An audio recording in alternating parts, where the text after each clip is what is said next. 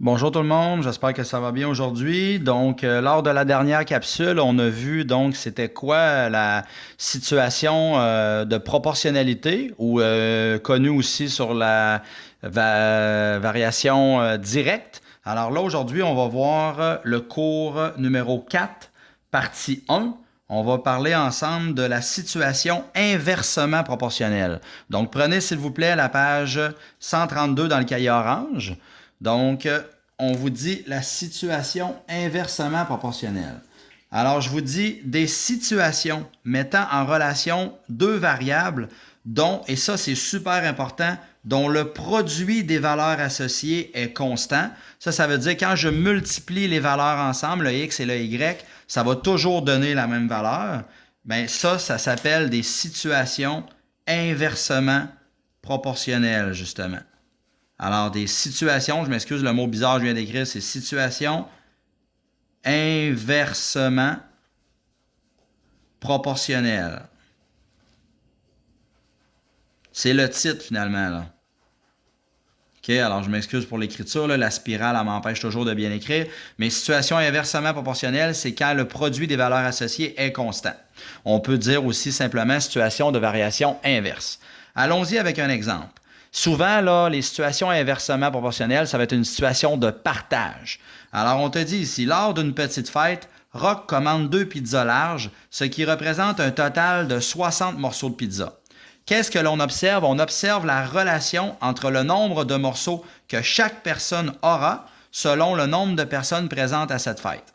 Alors, on met toujours un titre à la table de valeur, nombre de personnes présentes à cette fête, nombre de morceaux que chaque personne aura. Alors, il y a 60 morceaux au total. Si jamais tu es toute seule à la fête, eh bien, tu vas pouvoir manger combien de morceaux au total? Tu vas pouvoir en manger 60. Si tu as 60 morceaux et vous êtes deux à la fête, bien, vous allez pouvoir manger combien de morceaux de pizza chacun? Vous allez pouvoir en manger 30. Pourquoi? On se partage, alors on fait 60 divisé par 2. Si vous êtes 3 personnes à la fête, bien, vous allez pouvoir manger chacun combien de morceaux? 60 morceaux divisé par 3 personnes. Alors, ça va faire 20 morceaux chacun.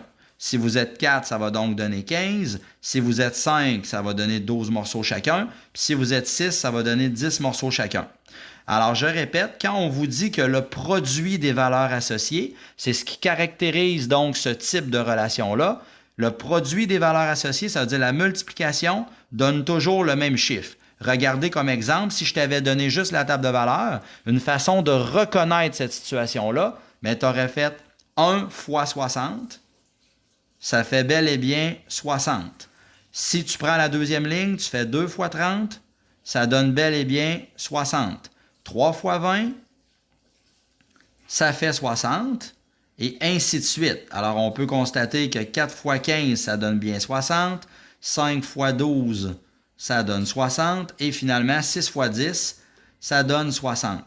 Donc, si la table de valeur avait déjà été remplie, j'aurais pu observer que c'est une situation inversement proportionnelle en me rendant compte que quand je multiplie les deux variables ensemble, ça donne toujours la même constante qui est de 60. Maintenant, à quoi ça ressemble le graphique d'une situation inversement proportionnelle? Tout d'abord, il y avait un titre, alors je recopie le titre intégral. Et en secondaire 2, je répète, on ne vous fera pas de piège. La première ligne, c'est souvent associé à l'axe des X. Et la deuxième ligne, c'est souvent, ou la deuxième colonne, c'est souvent associé à l'axe des Y. En secondaire 3, il va falloir plus précisément que tu identifies la variable dépendante ou indépendante. Mais en deuxième secondaire, on est encore gentil. Et on vous dit donc que la première colonne, c'est toujours la variable indépendante. Donc, ça va être sur le X et la deuxième colonne va être sur l'axe vertical, c'est-à-dire l'axe des Y. Alors ici, qu'est-ce que j'écris? Bien, je vais écrire le nombre de personnes,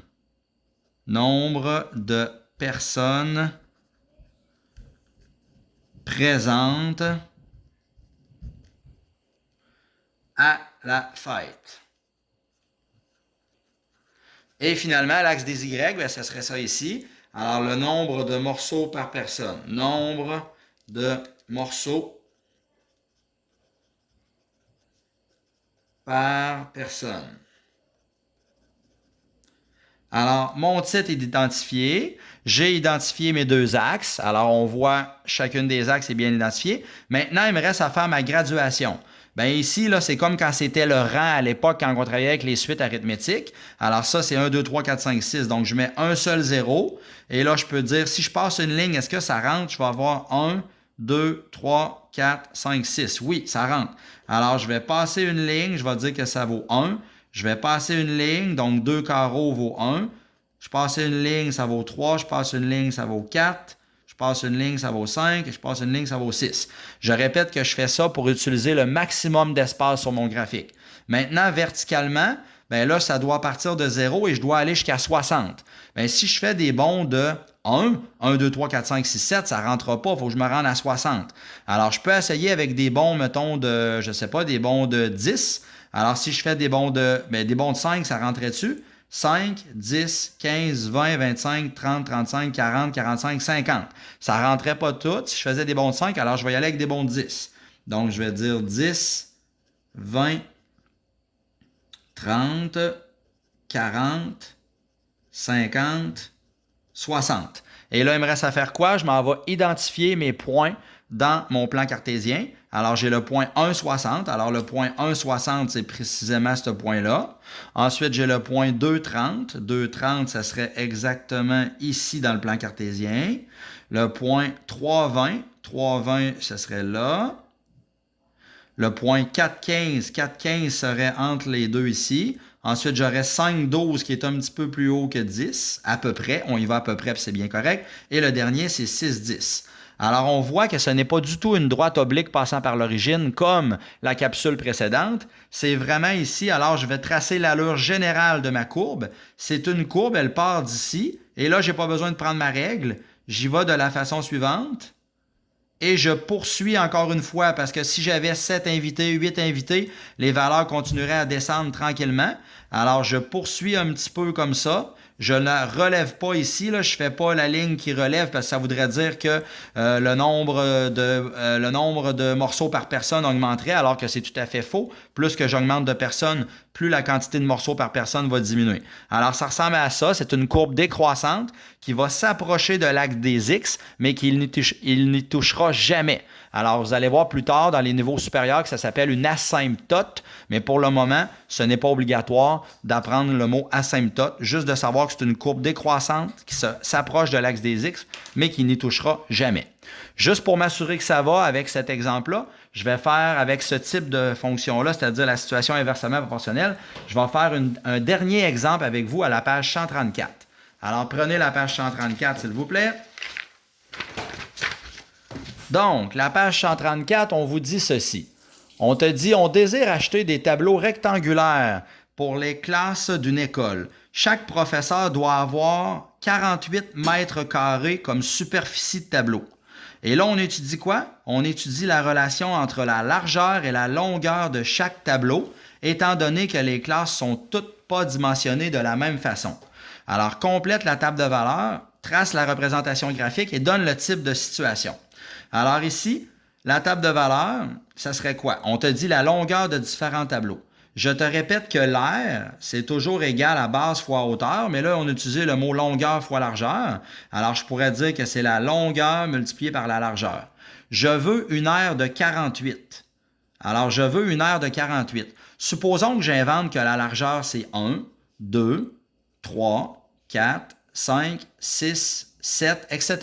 Alors, on y va avec des valeurs. Vu que c'est nous qui l'inventons, ça va être l'axe des X. Et là, l'autre va être l'axe des Y. Comme c'est moi qui l'invente, je vais y aller avec des valeurs faciles pour ne pas, je ne prendrai pas 100, 150, 300. Je vais y aller avec des valeurs comme si c'était des rangs. 1, 2, 3, 4, 5. Alors, supposons que la largeur, c'est 1. Bien, 1 fois quoi donne 48? Bien, j'ai juste à faire 48 divisé par 1. Alors, 1 fois 48, je veux des superficies de 48. Alors, 1 fois 48 me donnerait une aire de 48 mètres carrés. Supposons plutôt que ma largeur est 2. Bien là, je dirais 2 fois quoi me donne 48? Bien, 2 fois quoi? Tu fais 48 divisé par 2, ce qui donne 24. Si je te remplace la largeur, c'est toutes des suppositions. Supposons que ma largeur est plutôt 3. 3 fois quoi va donner 48? Bien, tu fais 48 divisé par 3, ça fait 16. Supposons maintenant que c'est un 4. On suppose que la largeur, c'est 4 et ainsi de suite. Bien, 48, 4 fois quoi va te donner 48? C'est 4 fois 12. 5 maintenant, 5 fois quoi? Là, ça va donner un nombre à virgule. Tu as juste à faire 48 divisé par 5. Ça donnerait 9,6. Après ça, tu ferais 48, 6 fois quoi qui donne 48? C'est 6 fois 8. Et finalement, le dernier, 48 divisé par 7, ce qui fait approximativement, là, on arrondit à 2 chiffres après la virgule, 6,85. Alors, ça donnerait 6,85. OK. Là, maintenant, si je veux tracer mon graphique, alors je répète, on met un titre. Alors, le titre, ça serait quoi? Ça serait longueur de différents... Alors, longueur de différents tableaux. Longueur de différents tableaux, je le recopie. Longueur de différents tableaux de 48 mètres carrés selon la largeur.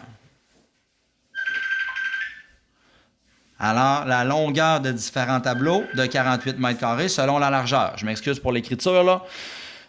Et là, après ça, donc, l'axe des X, ça serait donc la largeur, différentes largeurs possibles. Ça serait l'axe des X. Et en centimètres, évidemment. Et l'autre mesure, ça serait différentes mesures de longueur, toujours en centimètres. OK? Alors, maintenant, la graduation, l'axe des X, je pourrais dire que c'est 1, 2, je passe une ligne à chaque fois pour utiliser le maximum d'espace. 5, 6. Et verticalement, il faut que je me rende à 48. Alors ça, ici, je m'excuse, là. Hein, le chiffre qui était là tantôt, c'était 6,85. Alors, ça part à 6,85 et ça va jusqu'à 48. Alors, je pourrais faire des bonds de quoi? Bien, essayons avec des bonds de... supposons que je fais des bonds de 6, mettons. Si je fais 6, 12, 18, 24, 36, 48. Oui, des bonds de 4, ça rentrait dessus.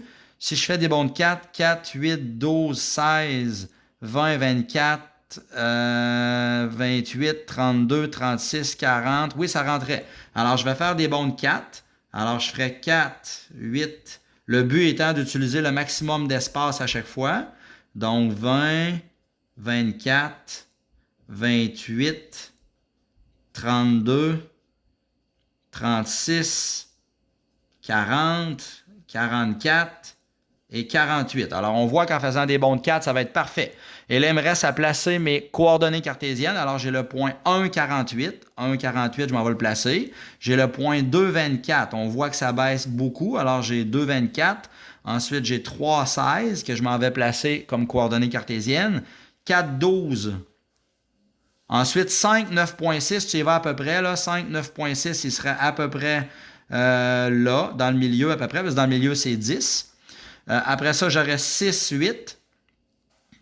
Et là, le dernier point, le point 7, je ne suis pas capable de l'identifier, c'est pas grave. J'aurais pu mettre moins de cases ici dans mon tableau. Alors, j'arrête simplement à 6. Et là, qu'est-ce qu'on voit? On est capable de tracer l'allure générale de la courbe parce que ça nous donne une courbe. On ne prend jamais de règles pour tracer ça. Et je répète, on prolonge un petit peu pour dire que les valeurs sont indéfinies. Alors, on a fait la table de valeurs, on a tracé la représentation graphique, donne le type de situation. Alors, c'est une situation inversement proportionnelle.